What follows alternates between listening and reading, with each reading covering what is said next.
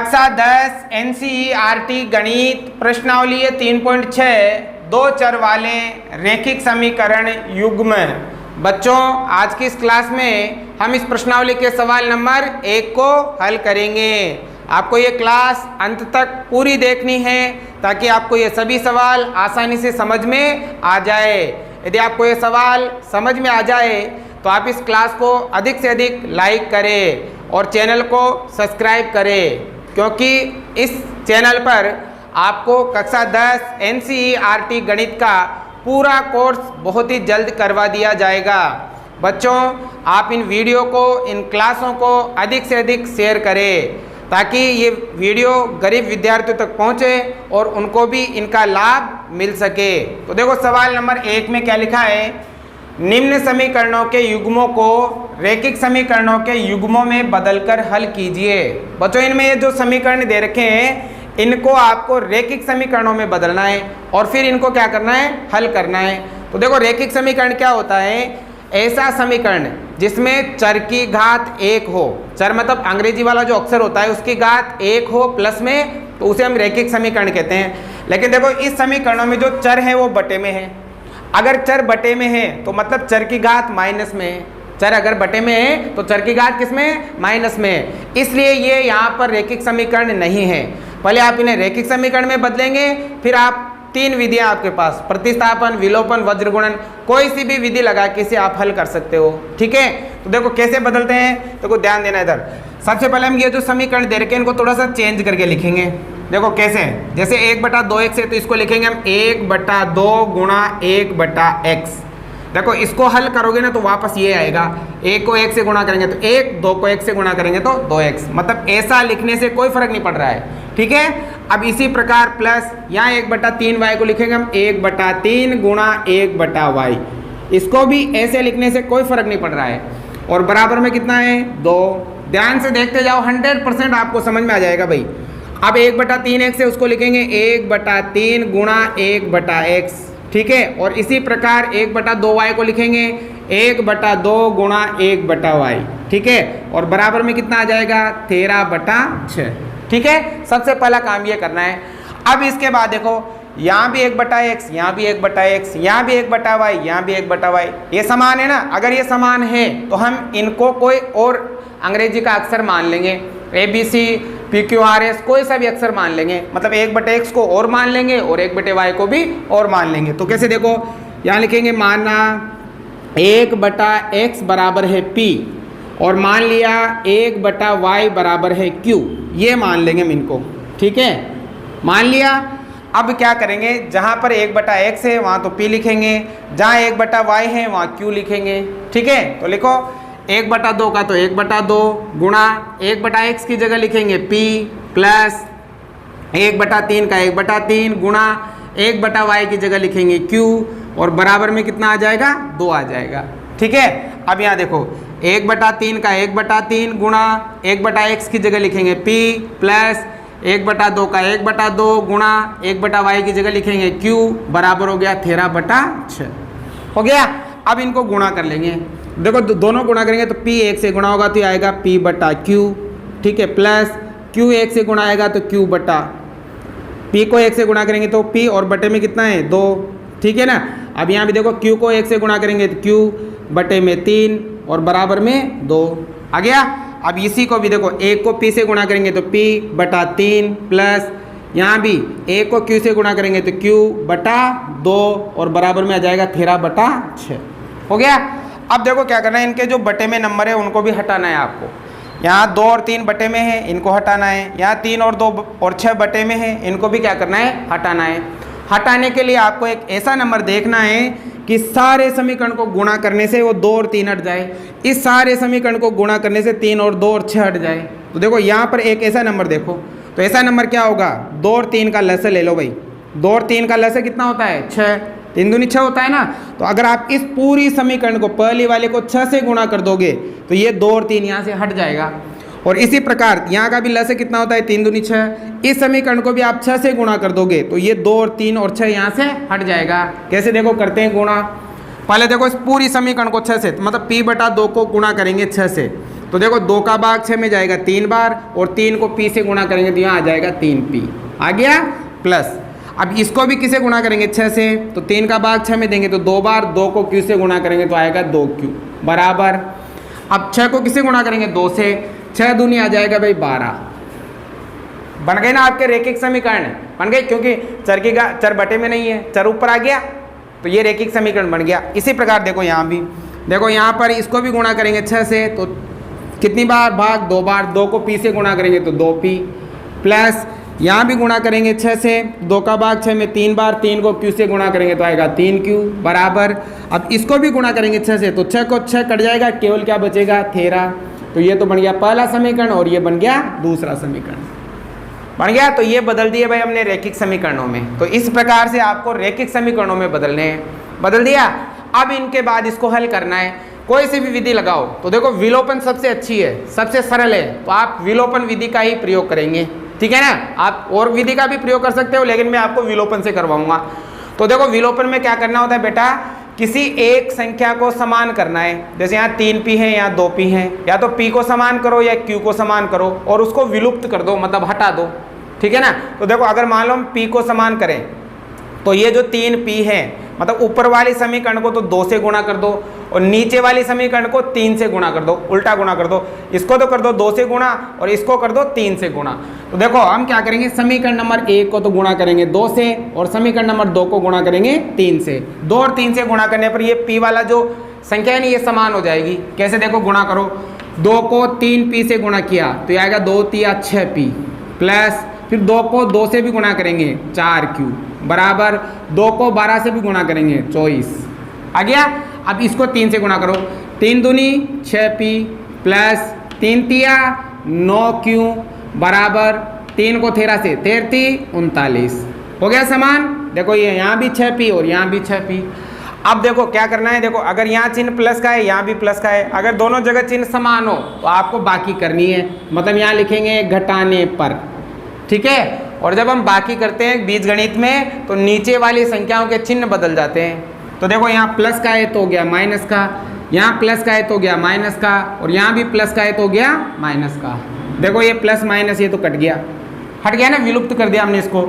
अब 9q minus का और 4q प्लस का, तो 9q में से 4q घटाएंगे तो आएगा माइनस का 5q बराबर, 39 में से 24 घटाएंगे, बाकी करोगे ना 39 में से 24 तो 9 में से 4 गया तो 5, 3 में से 2 गया तो 1, और यहाँ बचेगा माइनस का, क्योंकि बड़ी संख्या किसकी है, माइनस की।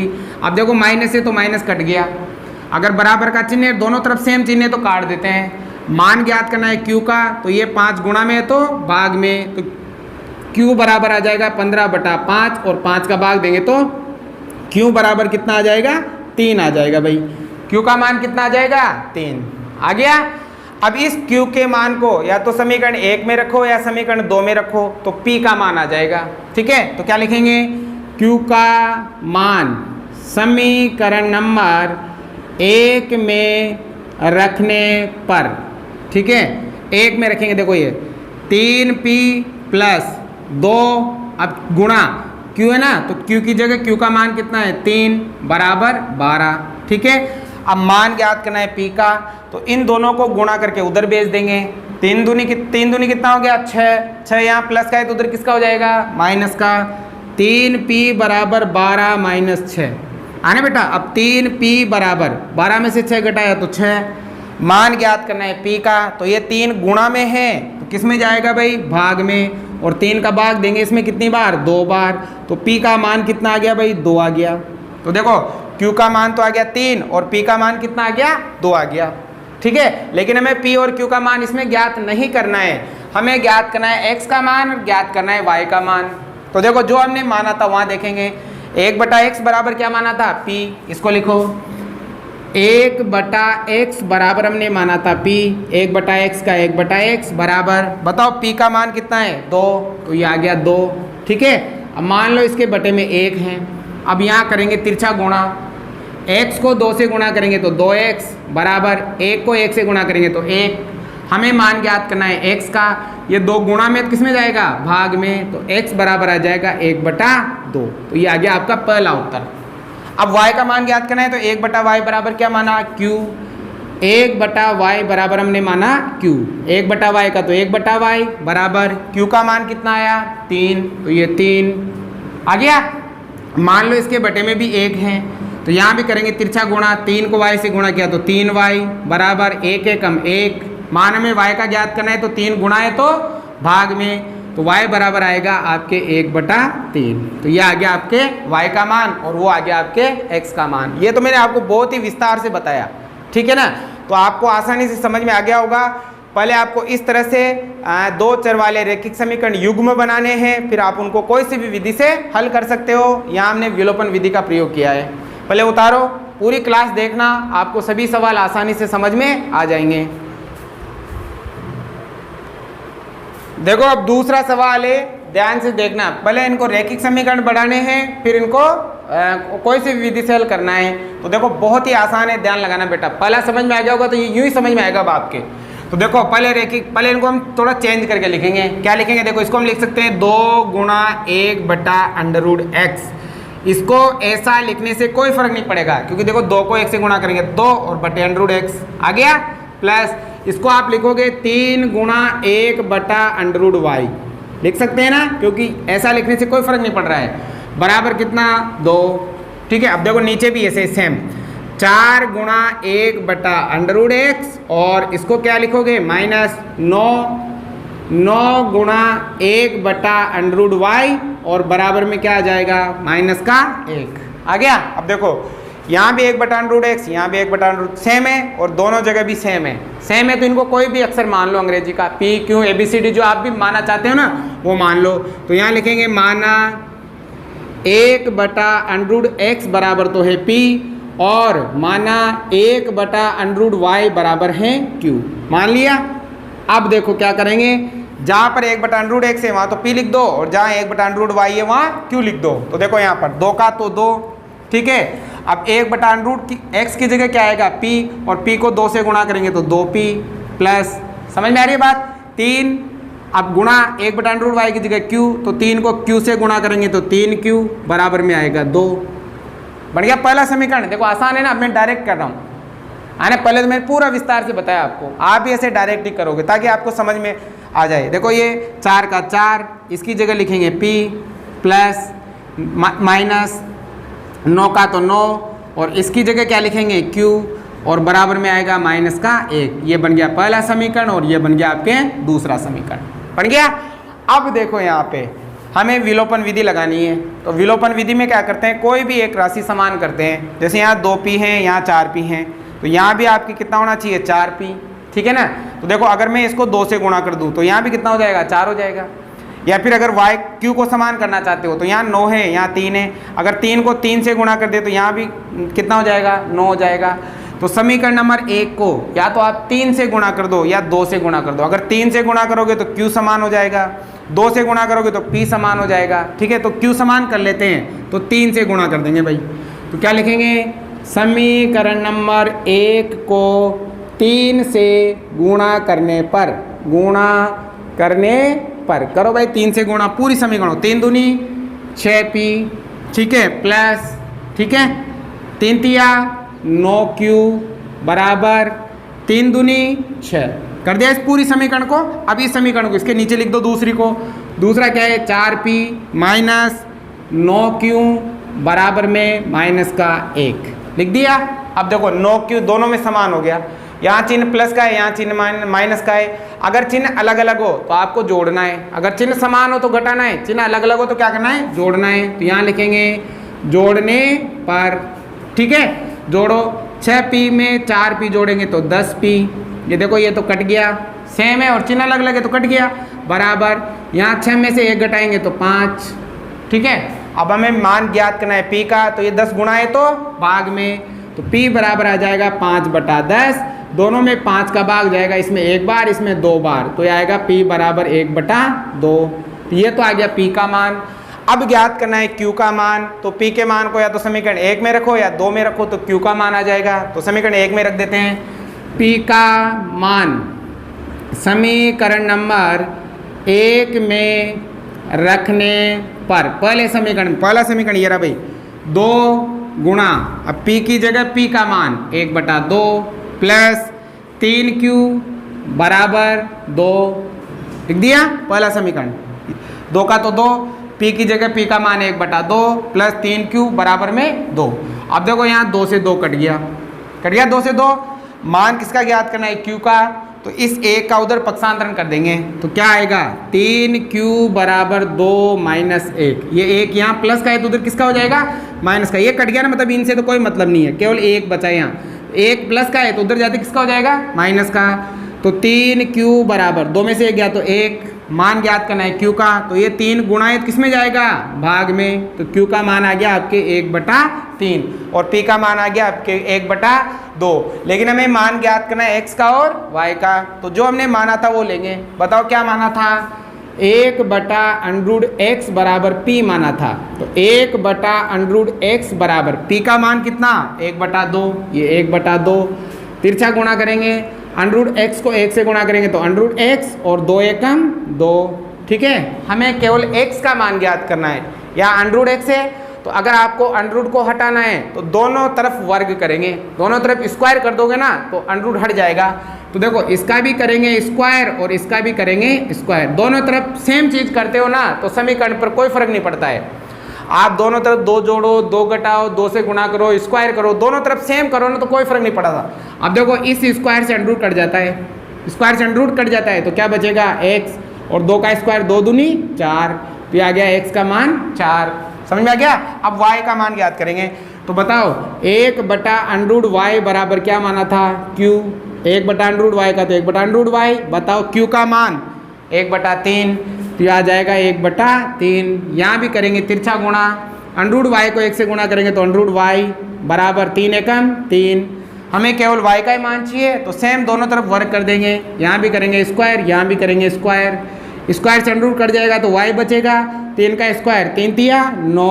तो ये आ गया आपके y का मान और वो आ गया आपके x का मान। है ना, बहुत ही आसान। ध्यान लगाओ भाई, उतारो।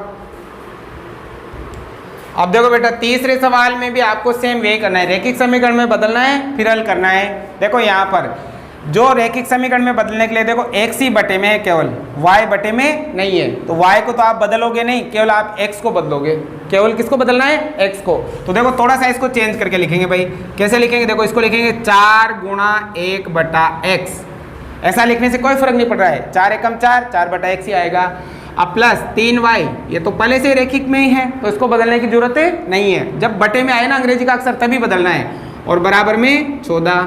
अब यहाँ भी देखो x बटे में है तो 3 गुणा 1/x और -4y बराबर में 23 हो गया। अब देखो यहाँ भी 1/x, यहाँ भी 1/x सेम है तो इनको कोई सा भी अंग्रेजी का अक्षर मान लो, y को मानने की जरूरत है ही नहीं, पहले से ही वो ऑलरेडी सही है। तो देखो माना 1/x बराबर मान लिया p। क्या मान लिया? p। तो 1/x की जगह p लिखो। तो देखो यहाँ 4, 1/x की जगह आएगा p और प्लस का 3y बराबर में 14। अब यहाँ भी देखो 1/x की जगह आएगा p तो क्या आएगा? 3p -4y बराबर में 23 हो गया भाई। तो ये तो पहला समीकरण और ये दूसरा समीकरण बन गया। अब देखो विलोपन लगाओ, प्रतिस्थापन लगाओ, वज्रगुणन लगाओ, कोई सी विधि लगाओ, हल कर लो। तो विलोपन में क्या करेंगे? समान करेंगे। समान करेंगे तो देखो यहाँ 4 है, यहाँ 3 है, तो क्या करेंगे? 4 को तो करेंगे 3 से गुणा और 3 को करेंगे 4 से गुणा। इसको समान करना हो तो, और अगर इसको समान करना हो तो y को 3 को तो करेंगे 4 से गुणा, 4 को करेंगे 3 से गुणा। ठीक है ना, तो हम y को समान कर लेते हैं। आप चाहे तो x को समान कर लो, p को समान कर लो, p को कर लो। p को करोगे ना तो क्या करेंगे? ऊपर वाली समीकरण को तो 3 से गुणा और नीचे वाली समीकरण को 4 से गुणा करेंगे। करो गुणा। 3 चौको 12p प्लस 3 तिया 9y बराबर 14 3 42 कर दिया। अब इसको 4 से गुणा करो तो 4 ती 12p माइनस 4 चौको 16y बराबर, अब इसको भी 4 से गुणा तो देखो 4 ती 12 हासिल का 1, 4 दूनी 8 और 1 9 92 हो गया ना। अब देखो ये p समान हो गया, दोनों में हो गया समान। अब देखो यहाँ चिन्ह भी समान है, दोनों जगह चिन्ह भी प्लस के है ना। अगर समान हो तो क्या करते हैं? घटाते हैं। घटाने पर नीचे वाली संख्या के चिन्ह चेंज हो जाते हैं। ये माइनस हो जाएगा, ये प्लस हो जाएगा और ये माइनस हो जाएगा। तो देखो यहाँ 12p से तो 12p कट गया ना। अब 16y भी प्लस का, 9y भी प्लस का, तो 16 में 9 जोड़ेंगे तो हो जाएगा 25y बराबर यहाँ 92 में से 42 घटाएंगे तो देखो 2 में से 2 जाएगा तो 0, 9 में से 4 जाएगा तो 5, ये बचेगा 50। किसका बचेगा भाई? माइनस का। किसका बचेगा? क्योंकि बड़ी संख्या माइनस की है। अब हमें मान y का ज्ञात करना है तो ये 25 गुणायित किस में जाएगा? भाग में। तो y बराबर आ जाएगा माइनस का 50 बटा 25 और 25 का भाग 50 में 2 बार जाएगा तो y का मान आ गया आपके माइनस का 2। देखो एक उत्तर तो आपके आ गया y का। तो अब किसका निकालना है? x का। इसके लिए पहले हम p का निकालेंगे यहाँ से, क्योंकि p ना, तो देखो y के मान को या तो समीकरण 1 में रखो या समीकरण 2 में रखो, तो आपके किसका मान आ जाएगा? p का। तो क्या लिखेंगे? y का मान समीकरण नंबर 1 में रखने पर, पहले समीकरण में रख दो। पहला समीकरण ये रहा 4p + 3। अब देखो y की जगह y का मान लिखेंगे माइनस का 2, ठीक है, और बराबर में 14। हल करो 4p 3 दूनी 6, माइनस प्लस माइनस, चिन्ह का भी आप विशेष ध्यान रखें। अब ये 6 उधर जाएगा तो प्लस का है तो माइनस का, माइनस का है तो प्लस का, 14 + 6 तो 4p बराबर हो गया 20। और यानी दोनों को जोड़ेंगे तो मान p का ज्ञात करना है तो गुणा है तो भाग में, तो ये 4 भाग में 4 का भाग देंगे तो p बराबर कितना आ जाएगा? 5 आ जाएगा। 4 × 5 = 20 आ गया 5। लेकिन हमें p का मान नहीं निकालना है, हमें किसका मान निकालना है? x का। तो बताओ 1/x बराबर क्या माना? p। तो 1/x बराबर p का मान कितना? 5। मानो इसके बटे में 1 है, क्या करोगे? तिरछा गुणा, x को 5 से गुणा किया तो 5x बराबर 1 एकम 1। अब x का मान ज्ञात करना है, गुणा है तो भाग में, तो आएगा x का मान 1/5। आ गया समझ में? उतारो भाई। देखो सवाल नंबर 4 है अब, ठीक है ना, ध्यान से समझना है। इसका चौथा सवाल है 5/x - 1 + 1/y - 2 बराबर 2। तो यहाँ भी हमें रैखिक समीकरण में बदलना है। तो देखो थोड़ा सा चेंज करके लिखेंगे हम इसको। देखो कैसे लिखेंगे? पहले को हम लिख सकते हैं 5 × 1/x - 1। ऐसा लिखने से इस पर कोई फर्क नहीं पड़ रहा है। 5 को 1 से गुणा करेंगे तो 5 बटे में x - y प्लस, यहाँ भी हम इसको चेंज करके लिखेंगे। कैसे? 1 × 1/y - 2। देखो 1 एकम 1/y - 2, समझ में आ गई बात? और बराबर में कितना है? 2। यहाँ भी देखो ध्यान लगाना, 6 × 1/x - 1। आप सीख गए होंगे भाई अच्छी तरह से। सीख गए हो तो ठोको लाइक, करो यार भाई, लाइक तो करो। पीछे देखो, इसको लिखेंगे 3 × 1/y - 2 और बराबर में कितना? 1 लिख दिया। अब देखो ये दोनों समान, ये दोनों समान है तो इनको कोई और नंबर मान लो। तो माना 1/x - 1 बराबर है p और माना 1/y - 2 बराबर है q। मान लिया, कोई सा भी नंबर मान सकते हो, जरूरी नहीं है कि p और q मानो। अब जहाँ 1/x - 1 लिखा है वहाँ तो p लिखो, और जहाँ 1/y - 2 लिखा है वहाँ q लिखो। तो लिखो, देखो यहाँ पर 5, ठीक है, 1/x - 1 की जगह क्या आएगा? p। गुणा हो जाएंगे ना दोनों, p आ जाएगा प्लस 1 और 1/y - 2 की जगह क्या आएगा? q, और q को 1 से गुणा करेंगे तो 1q आएगा। तो मतलब 1 लिखने की जरूरत नहीं है, और बराबर में 2। ये बन गया पहला समीकरण। अब दूसरे में देखो 6 का तो 6, 1/x - 1 की जगह आएगा p और माइनस 1/y - 2 की जगह क्या आएगा? q को 3 से गुणा करेंगे 3q बराबर में आएगा 1। ये बन गया समीकरण नंबर 2। बन गया। अब देखो क्या करना है? विलोपन लगानी है, तो दोनों में से किसी एक राशि को समान करना पड़ेगा। तो देखो सिंपल है, q को समान कर लो, क्योंकि यहाँ 3 है ना, तो यहाँ भी 3 आ जाएगा। पहली समीकरण को 3 से गुणा कर दो, ठीक है ना। अगर p को समान करोगे तो इसको तो 6 से गुणा करना पड़ेगा, इसको 5 से गुणा करना पड़ेगा, तो q आसान रहेगा। तो पहली समीकरण को 3 से गुणा कर दो, ठीक है ना। समीकरण नंबर 1 को 3 से गुणा करने पर, समीकरण नंबर 1 को किसे गुणा करेंगे? 3 से। करो 3 से गुणा, 3 × 5 = 15p, ठीक है, प्लस 3 को q से किया तो 3q बराबर 3 को 2 से किया तो 6 आ गया। कर दिया इसको गुणा। अब ये दूसरी समीकरण, उसके नीचे लिखो दूसरी समीकरण क्या है? 6p - 3q बराबर कितना है? 1 आ गया। अब जो समान है उसको देखो, यहाँ चिन्ह प्लस का और यहाँ चिन्ह माइनस का। अगर चिन्ह अलग अलग हो तो क्या करना है? जोड़ना है। तो क्या लिखेंगे? जोड़ने पर, जोड़, देखो ये तो कट जाएगा, जोड़ने पर चिन्ह चेंज होगा ही नहीं, ये तो कट जाएगा कि एक प्लस का एक माइनस का है। अब यहाँ जोड़ो, 15p में 6p जोड़ेंगे तो ये हो जाएगा 21p बराबर 6 में 1 जोड़ेंगे तो हो जाएगा 7। मान ज्ञात करना है p का, तो ये 21 गुणा है तो भाग में, तो p बराबर आ जाएगा 7/21। दोनों में 7 का भाग जा रहा है एक बार, 7 × 21 3 बार, तो p का मान आ गया 1/3। आगे p का मान। अब निकालना है q का मान, तो p के मान को या तो पहले समीकरण में रखो या दूसरे समीकरण में रखो, तो किसका मान आ जाएगा, q का मान आ जाएगा। तो कोई से भी मैं रख दूँ, तो देखो p का मान समीकरण नंबर 2 में रख दो, 2 में रखने पर 1 में भी रख सकते हो, कोई दिक्कत नहीं है। तो समीकरण नंबर 2 ये रहा 6 का, तो 6 गुणा p की जगह p का मान लिखेंगे 1/3 माइनस का 3q बराबर में 1। ठीक है, मान लिखना है, लिख दिया। अब देखो 6 से मतलब 3 से 6 कट जाएगा 2 बार, 2 एकम 2 उधर भेज देंगे, 2 1 2 माइनस 3q बराबर 1। मान ज्ञात करना है q का, तो पहले 2 का पक्षांतरण कर देंगे, तो 2 यहाँ प्लस का है तो किसका हो जाएगा, माइनस का। अब माइनस 3q बराबर क्या बचा, माइनस का 1, माइनस से माइनस कट गया। मान ज्ञात करना है q का, तो ये 3 गुणा है तो भाग में, तो q बराबर आ जाएगा 1/3। आ गया, ये तो आ गया q का मान और ये आ गया p का मान।